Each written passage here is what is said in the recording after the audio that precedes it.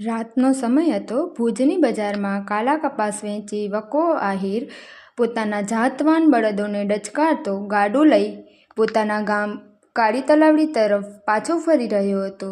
ભુજથી મોડું થતાં ઉતાવળે બળદોને હાંકતા કૂકમાં થઈ લાખોની સીમ વટાવી તે ઘેર પહોંચવા ઉતાવળો થયો હતો. બળદો રસ્તાના જાણકાર હોય રેવાડ ચાલે ઘર તરફ ઉતાવળે પગે આગળ વધી રહ્યા હતા. માગસર માસના કૃષ્ણ પક્ષની રાત હોય. અંધારાના ઓળા માર્ગ પર પથરાયેલા હતા, પણ વંકા આહીને તેની ક્યાં પરવા હતી?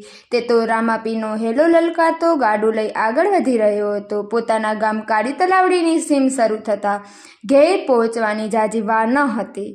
ત્યાં અચાનક બળદો ભડકતા વગડાના જાણકાર વંકા આહિરે સાવધાન થતાં ગાડામાં પડેલ બાવડાનું આડું હાથમાં લીધું. વંકો આહિર વધુ કંઈ વિચારે એ પહેલાં માર્ગના કિનારે આવેલા લીમડાના ઝાડમાં છુપાઈને બેઠેલા ચિત્તાએ અચાનક બળદ ઉપર તરાપ મારી.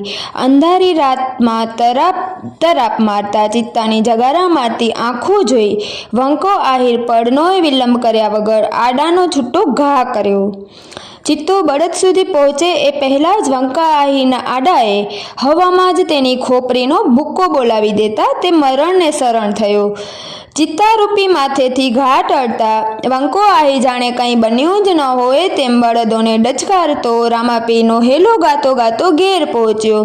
બીજા દિવસે સવારે લોકોએ કાળી તલાવડીના માર્ગે નીકળતા રસ્તા વચ્ચે ચિત્તાને મરેલો જોતા કચ્છના રાજાને તેની જાણ કરવામાં આવી અને એ સાથે કચ્છના રાજા ખેંગાજી બાવાના આદેશનો ભંગ કરી ચિત્તાનો શિકાર કરનારને પકડવાની તપાસ શરૂ થઈ. કચ્છ પર શાસન કરતા ખેંગાજી બાવાએ પોતાના રાજમાં ચિત્તાનો શિકાર કરનારને 6 માસની સજા જાહેર કરેલ હતી.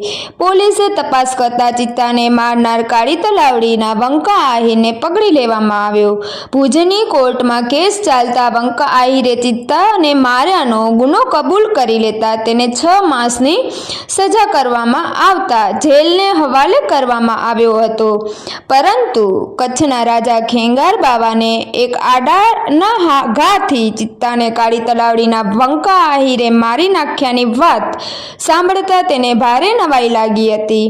કચ્છનો રાજા જાણતો હતો કે ચિત્તાને બંદૂકની ગોળીએ મારવો પણ મુશ્કેલ હોય છે.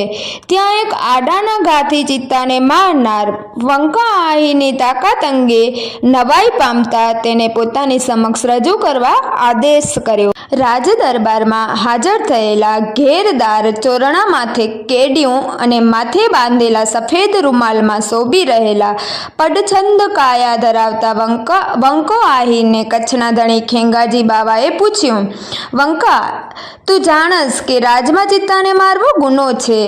બાપુ, માફ કરજો, રાજનો ગુનો કર્યો છે, પણ જાનવરના હાથે મારા જીવથી વહાલા બળદને કમોતે મરતા જોવા કરતા રાજાના હાથે મરવું મારા માટે અહોભાગ્ય ગણાય. નીડર વંકા આહીનો જવાબ સાંભળી રાજા ખુશ થયા. વાહ વંકા, તારા જેવી નીડર રયત કચ્છમાં વસે છે ત્યાં સુધી કચ્છની ધરા ઉજ્જવળ રહેશે. કચ્છના ધણીએ સિંહાસન પરથી ઊભા થઈ વંકા આહીને પીઠ થાબડી શિરપાવ સાથે તેને સજા મુક્ત કરવાનો હુકમ કર્યો હતો.